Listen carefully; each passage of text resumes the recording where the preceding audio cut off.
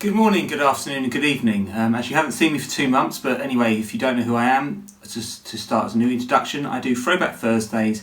I'm a hypnotherapist for the last 13 years and a holistic therapist, and I talk about my favourite films, my favourite albums and favourite TV programmes. So to carry on my favourite films, I'm going to talk about a film which set off the futuristic idea of androids in the future, and this film is called Blade Runner. Now, Blade Runner is from 1982. It was directed by Ridley Scott, who'd just come off the success of Alien, and it is a screenplay by Hampton Fancher and David Peoples, and it stars Harrison Ford, Rutgerhauer, Sean Young and Edward James Olmos. It's an adaptation of a Philip K. Dick book, 1968 novel called doandroidsdreamofelectricsheep. This film is set in the dystopian future of Los Angeles in 2019, in which synthetic humans known as replicants, these are androids, are bioengineered by the powerful Tyrell Corporation to work on space colonies. Now, this is actually the prequel to another film or another book, which is Total Recall. So, when a fugitive group, this is what happens in Blade Runner, when a fugitive group of advanced replicants led by Roy Batty, who's Rutgerhauer's character, escapes back to a burnt-out cop, Rick Deckard, Harrison Ford's character, reluctantly agrees to hunt them down. Now, this film, at the time, didn't do very well. In 1982, the biggest film at that time was E.T., which became one of the biggest selling films at the time. So it really struggled. But as a film, it was really pushing the boundaries of not only cyberpunk and the idea of the future, but the ideas of could androids have emotions. So, as I said, the film is set in 2019 Los Angeles. Rick Deckard is detained by the head of the police force, who wants to find out why a Blade Runner, whose job is the Blade Runner, that's actually Rick Deckard's job, is to track down these humanoids known as replicants and permanently retire them. And when they call retire them, is actually destroy them. These replicants only have like a 5-year shelf life. So Deckard doesn't really want to do it. He's had enough of being a police officer or a Blade Runner, and within this you see this idea of how they're dealing with it. So once he's been asked this reason, it's actually the test subject, who's Leon, actually shoots Holden, who's the one who's been asking for him to do this job. So the actual Deckard is to retire Leon and 3 other Nexus replicants, Roy Batty, Zahora and Pris. So Deckard meets the CEO of the company who creates the replicant, and he's called Eldon Tyrell, and he is to actually then, Tyrell expresses interest in seeing the test fail first and asks him to administer it on his assistant Rachel, who's Sean Young's character. We're watching a stage play. A banquet is in progress. The guests are enjoying an appetizer of raw oysters. The entree consists of boiled dog.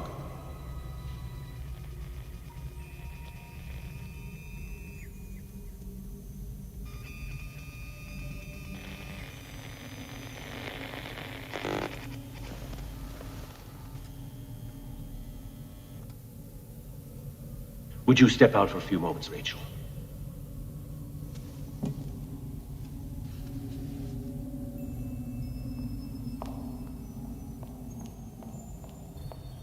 Thank you. She's a replicant, isn't she? I'm impressed. How many questions does it usually take to spot one?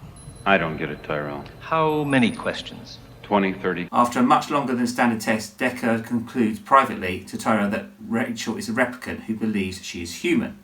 Now, the idea of him knowing this is because he is actually, in the whole film, you don't know if he's a replicant or not. And this is where the whole dilemma goes, because a human wouldn't be able to tell the difference, but a replicant can tell the difference. So Tyrell explains that she's an experiment, is given false memories to evoke an emotional cushion, and she has no knowledge of her true nature. Deckard is looking and exploring this whole thing of where Leon is, why he's there, who's the other people, where they are. And Rachel is trying to understand why is she human or not. So Rachel then hides away in Deckard's apartment because she doesn't want to be just an assistant anymore. She wants to find out who she is. You think I'm a replicant, don't you?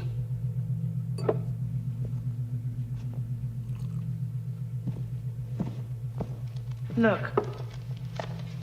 It's me with my mother. Yeah?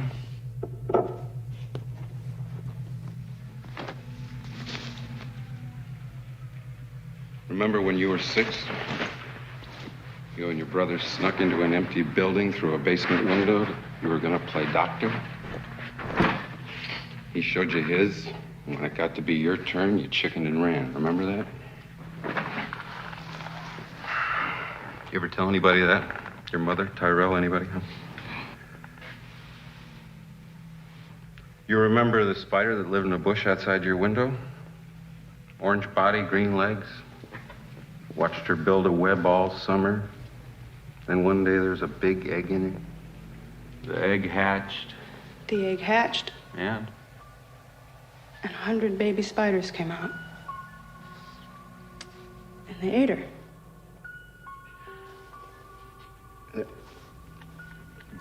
Implants.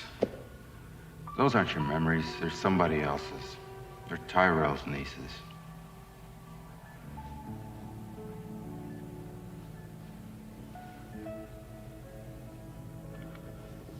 Okay.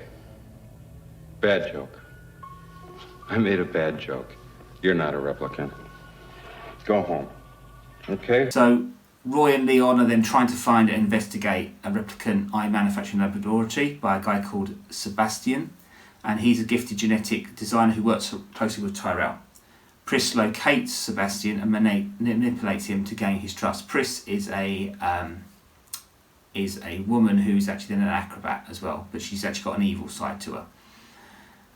They find in this photograph in Leon's apartment, and the snake scale leads Deckard to a strip club where Zahora works. And then after the consultation and chase, Deckard kills Zahora. Brian also orders him to retire Rachel. So Brian actually wants Rachel killed. Now what changes this is that Deckard spots Rachel in the crowd but is ambushed by Leon, who knocks the gun out of Deckard's hand and beats him. And as Leon is about to kill Deckard, Rachel saves him by using Deckard's gun to kill Leon.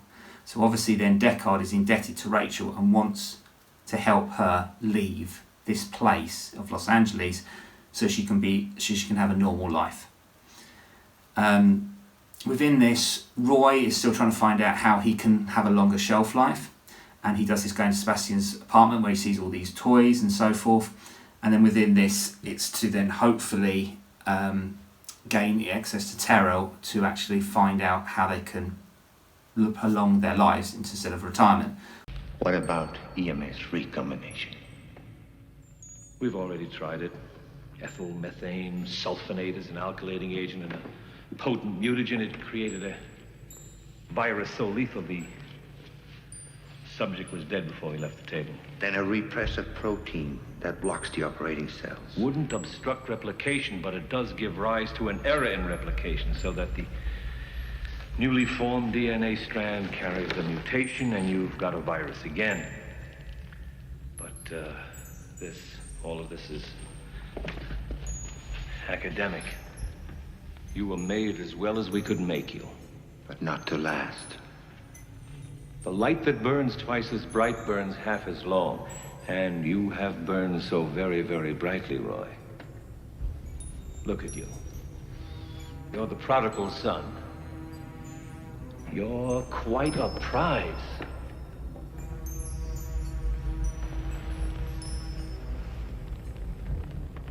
I've done questionable things. Also extraordinary things. Revel in your time.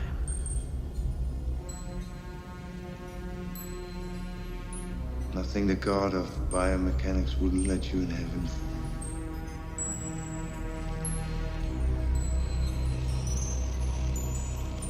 Fortunately, Tyrell tells them they can't. Roy gets angry, kills Tyrell.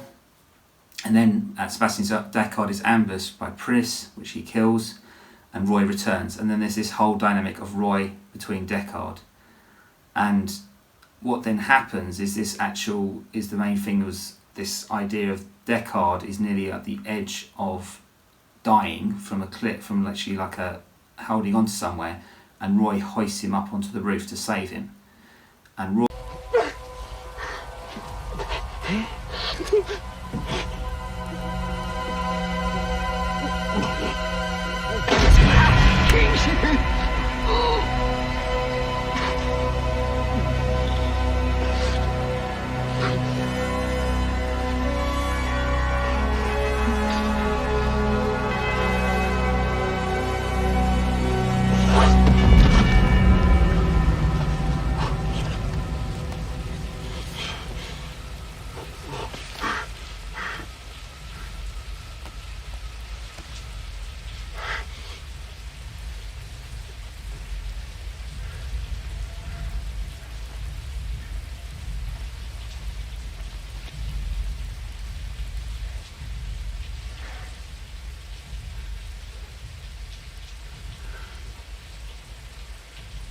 I've seen things you people wouldn't believe. Attack ships on fire off the shoulder of Orion. I watched C-beams glitter in the dark near the 10-house gate.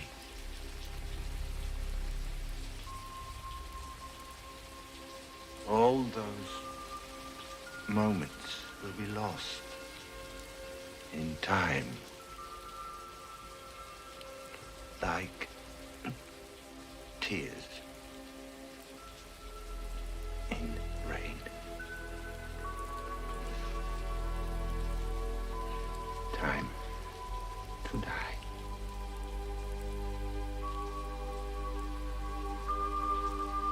Very famous lines, will be lost in time like tears in rain. And what Roy also works out is that he can show human emotions, which then Deckard then kind of realises that he also, you get an idea that he's obviously realised he's an android and he will never be treated like a human either. So by that time, Deckard gets back to his apartment, goes with Rachel, and then they leave. That is the film. Now, as much as that film sounds, there's not really a happy ending to it. It's probably very much a detective noir story, but not in the way of how it's traditionally done. But what this is all about is this idea of how can humans live with robots and androids? Can androids be treated like humans? And can they have the emotional connection? And all of this is playing within this field. So why Blade Runner is a good film, and all the clips I've shown you, is the idea is there's this dynamic of trying to understand what your purpose is. And when we look at hypnotherapy, we look at the idea of when we're working with clients, what is people's purpose? What is it they really want to do? Are they in a mundane job? Are they more or less like acting like an android, doing a role, a task, but are not actually fulfilling their actual dreams or whatever they want to achieve? The other idea as well is that obviously people are afraid of AI because of the technology and so forth, and how that's going to influence the world we live in. So this Blade Runner, considering this was made nearly 42 years ago, over 40 years, so yeah, roughly over 42 years ago, there's still the ideas of this is very much what is being in society, and that's why as a film, as a cult film, it's done so well, because people are starting to see things in the film which is coming about in reality. If you look at the set, it looks like modern day Japan. Some of the technology in the film is obviously not great, because it's obviously in the 80s, so there's bits which just don't make sense, or just was very dated. But the idea of what this film is trying to do is trying to teach us about, can androids and humans live simultaneously at the same time and be in respect of each other? And this film kind of in the way shows it can't, but there's always that dynamic. Now obviously there's a sequel to this, which I will not repeat a film about this, because quite personally I don't really like the new version. So because of that, I would say this is the best version to watch. There's going to be a TV series coming out soon on Amazon next year, which I think will be very interesting. But the dynamics of what Blade Runner was, I think Ridley Scott, had the idea, and I think he was the one who shaped it the best. And the other reason is because Philip K. Dick actually read this script before it was released, and he died pretty much a few months before Blade Runner came out. And he enjoyed the script. He thought it was the best adaptation of his script. So what you're kind of looking at is, where do people like something? Does it work? And so forth. So the reason I like Blade Runner, like I said, is this idea of this dynamic of what we now deal with now is people are afraid of AI, afraid of androids, they're afraid of other. They think that androids don't have emotions, but obviously in this film it kind of plays on that and working it out of the purpose of someone's life. If you are interested in hypnotherapy or any other analytical ideas I do about media and my perception on it, please watch other videos or go to my website, which is www.richclub.net. Thank you very much. Moments will be lost in time, like tears